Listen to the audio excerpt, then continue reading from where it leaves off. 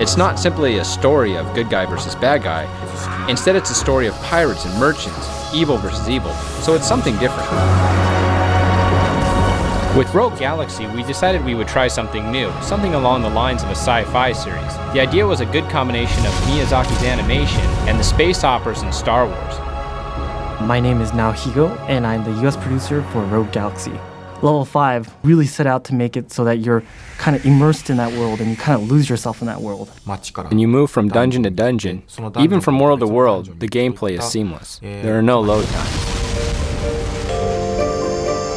The team felt that the Japanese version, while it was complete and great, they couldn't quite get everything they wanted to put into the game, so for the US version, they just kind of went all out.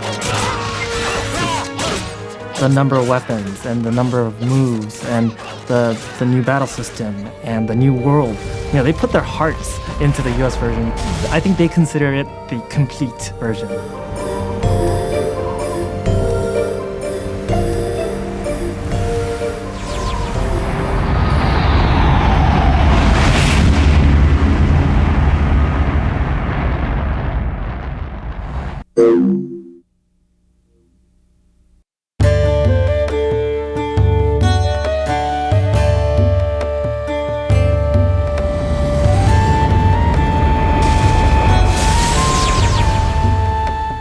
The main character, Jaster, he grew up on this desert wasteland, and he was raised by a priest.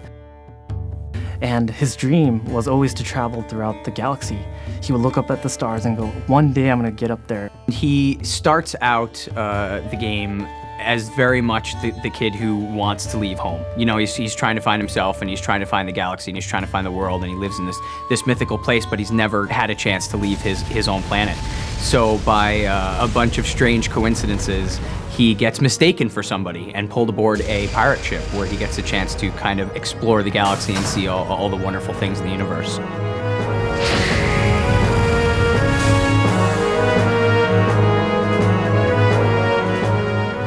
The heroine character is Kasala, who is the daughter of the pirate captain.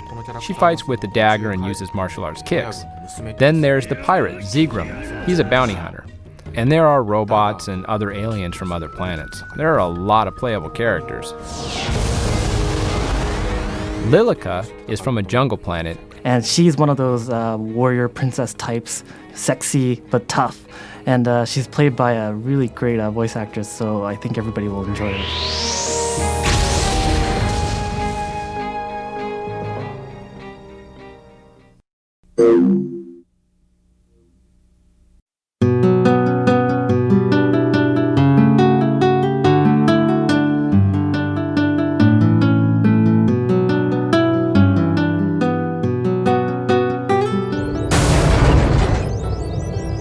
Rogue Galaxy is a story of a young man who, through mistaken identity, gets recruited into a band of space pirates.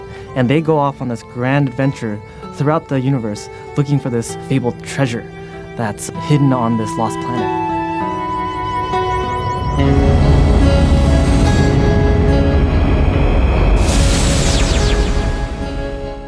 Jaster, the voice actor for Jaster, is played by Will Friedle. He is actually a great actor to work with because he's got a lot of energy. He's just got a nice instinct for, the situations, and he's able to play off of the little cues that we give him. He does a really good job in terms of kind of taking that information, processing it, and giving us the reads that we really want.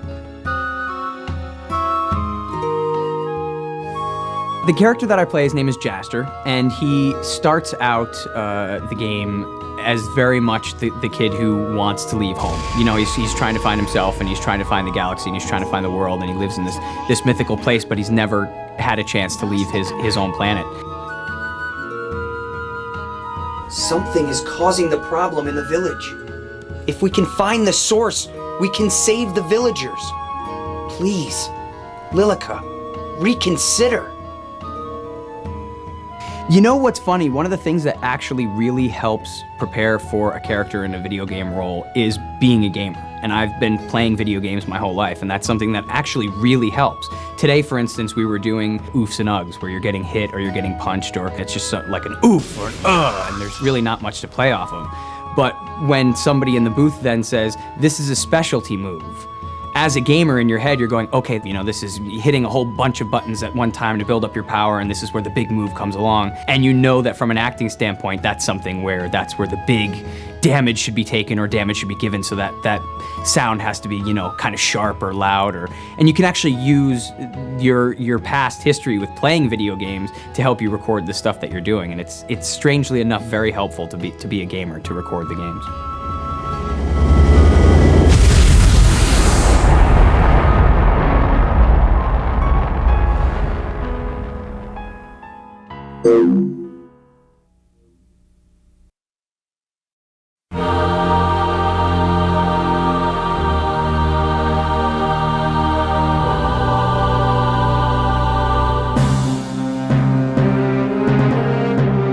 Rogue Galaxy is a story of a young man who, through mistaken identity, gets recruited into a band of space pirates. And they go off on this grand adventure throughout the universe looking for this fabled treasure that's hidden on this lost planet. The battle system in this game is an action RPG, so you have control over one character at any time during the battle. You can actually give other characters in your party commands by using the command system or the suggestion system. During the course of the battle, they'll actually offer you suggestions. Hey, Jaster, let me do this. Or, hey, let me use this item. Let me use this special attack.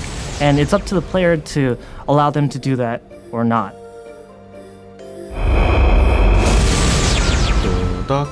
Fans of the Diorama mode from the Dark Cloud series will be familiar with the new factory system.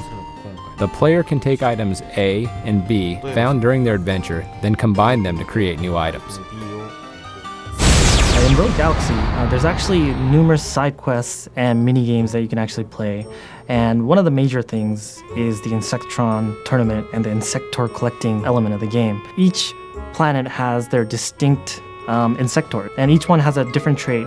You actually place them on this chess-like grid, and you can actually fight as a team against the opponent's 5 Insectors.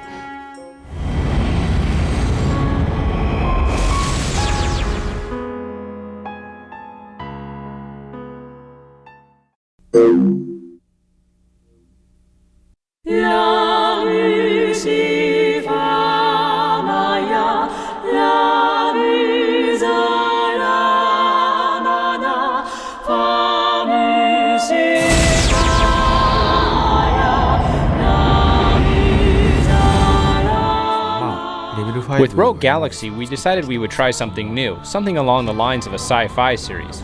The idea was a good combination of Miyazaki's animation and the space operas in Star Wars. Level 5 was created for swords and magic fantasies, but we got bored with the consistently similar worlds, so we wanted to try something new. There are various planets, civilized ones, uncivilized ones, some have dense forests, some have shabby deserts. On each planet you land on, you'll discover something new. My personal favorite world is Zerard. It's a really cool mix of Aztec kind of pyramid that's hyper-technolized. You have the technology on top of that. You see these runes and symbols throughout the world, yet you have space cars flying above you, and you have all these fantastic-looking creatures that occupy that area. It's just a really cool blend of fantasy and technology. My favorite planet is the cyberpunk-style planet. There's steam coming out from all over. The town is made of iron waste. It's a cool, futuristic town with trains running through it symbolizing life. My second favorite planet is actually a brand new planet for the US version of the game. This wasn't in the Japanese version.